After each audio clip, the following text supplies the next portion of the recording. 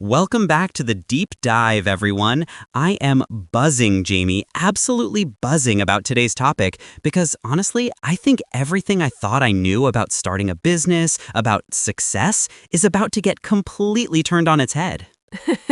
You're not wrong, Alex. You know how much I love a good myth-busting session.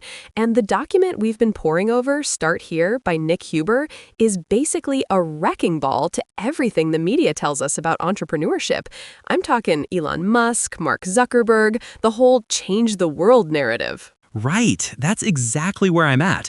Every podcast, every Forbes article, it's all about the next revolutionary app, the billion-dollar exit, the 0 to 1 blue ocean strategy, and honestly, it's exhausting.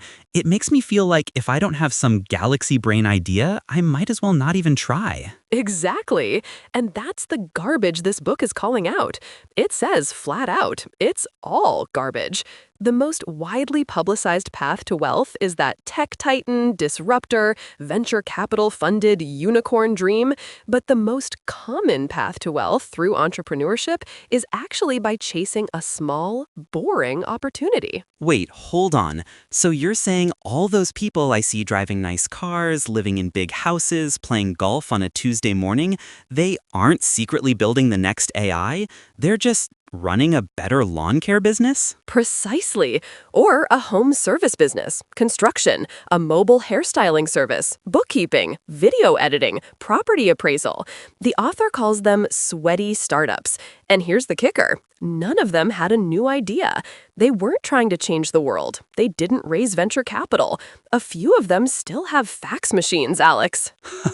Fax machines? Oh my God. That's actually mind-blowing because you do get so caught up in the shiny object syndrome, right? Like if it's not on TechCrunch, it's not a real business. And that's the lie. This document goes as far as to say that this mindset is sabotaging today's entrepreneurs. Think about it. 99 out of 100 new idea startups fail. People try something incredibly hard that no one has made work before, they fail, and then they give up on entrepreneurship forever. It's sad, really. It is, because I've seen it. Friends with brilliant ideas, at least on paper, who just burn out. They pour everything into it, try to raise money, get rejected, and then they're just done. So what did these boring business millionaires do then? What's their secret sauce if it's not innovation? The secret sauce. It's not sexy, but it's incredibly effective. Consistency, delayed gratification, putting egos aside, doing things they didn't necessarily find fun or exciting. They did something boring. They picked a proven business model with weak competition and a lot of profit to go around. They stuck with it for 5, 10, 20 years, and they just did things a little bit better than their competitors. A little bit better. Not disruptive, not paradigm shifting, just better. That feels so much more achievable, honestly. It's like when you go to a restaurant and the food is just consistently good, the service is friendly, and the place is clean. You go back, right? You don't need them to invent a new dish every week. Exactly that. The author gives examples. Someone bought one car dealership, then 10 more over 15 years. Another took over a body shop from his dad and turned it into a chain. Someone else bought a struggling FedEx delivery route and built an empire. One friend buys industrial buildings and just manages them a bit better, and he's worth $250 million at 36 years old. They're not famous, but they're rich. Okay, so this is starting to click. It's about execution, not invention. It's about grinding it out on proven ground. But the author also talks about how entrepreneurship isn't for everyone, which is a bit of a curveball after all that motivation. It is a stern warning, and I think it's a critical one. He says, and I quote, "Most people simply don't have what it takes to build their own businesses." He fears talking too many people into starting companies they can't handle, ending up 40 years old, divorced, and unhealthy with a failed business, no freedom, no wealth, and no hope. Yeeks, that's a harsh dose of reality. But he makes a point.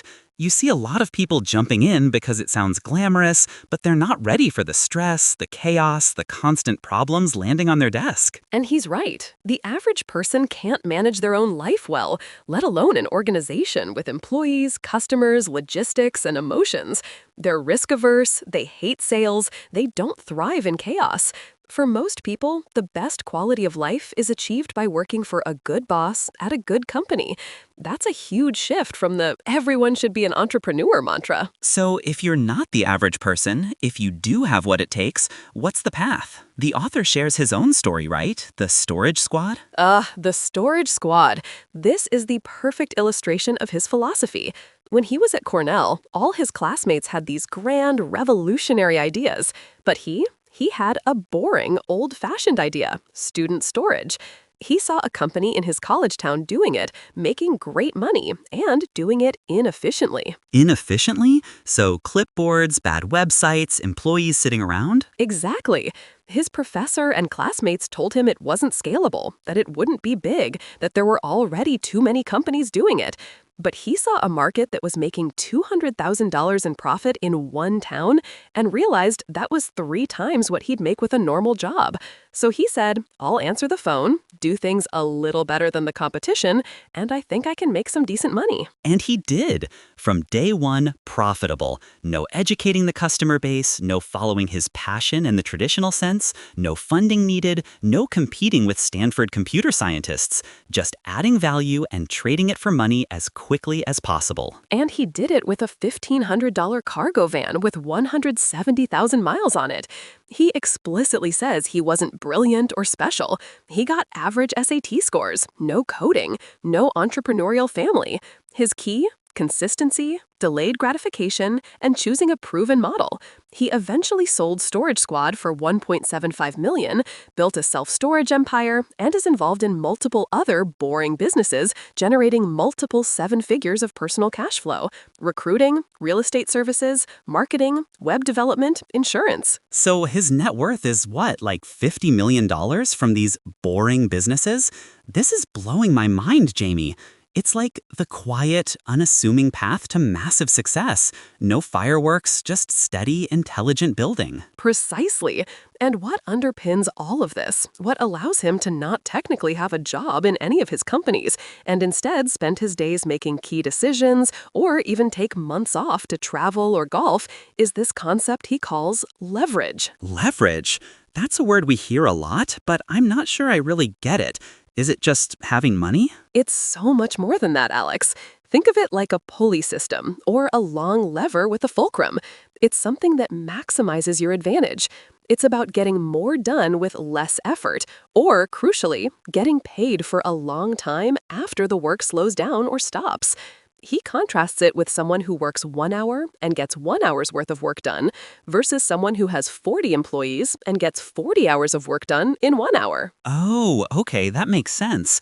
Like, if I'm trading my time for money directly, I have very little leverage. My income is capped by my hours. Exactly. He gives this powerful example of a friend of his, a valedictorian, Columbia, Harvard Law, making over $1 million a year by 30 at a prestigious firm. On the outside, he's winning the game, right? Sounds like the dream, right? High status, high pay. But here's the catch. He was working 70 hours a week, traveling constantly. His wife was pregnant, due in October. In August, he gets assigned a high-profile case from September to December. He knew he'd missed the birth of his first child. He pleaded with his boss, and the partner told him to suck it up, that these sacrifices were part of the price of success. No. Oh my God. He missed the birth of his child for a job? That's not winning. That's a brutal sacrifice. He didn't miss it, actually. In that moment, he looked at his boss, 50, divorced, overweight, unhealthy, no relationship with his kids, 70-hour work weeks, and realized, this is who I don't want to become. So he told the partner he was done, walked out, and changed careers. The author says a lot of games that are glamorized by society aren't actually worth winning at all. Wow, that's absolutely chilling, but so true. It's like a hot dog eating contest. If you get really good at eating hot dogs, you get rewarded with more hot dogs. You're winning, but at what cost? You're not actually free. And that's the core of leverage, freedom. The freedom to do what you want, when you want, without being chained to a desk or beholden to someone else's schedule. That lawyer friend had zero control over his life.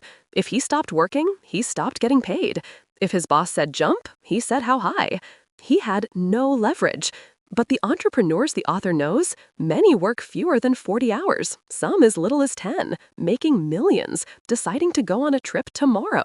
That's leverage. So, how do you get leverage? It sounds like the holy grail. He breaks it down into 3 key components: network, skills, and capital.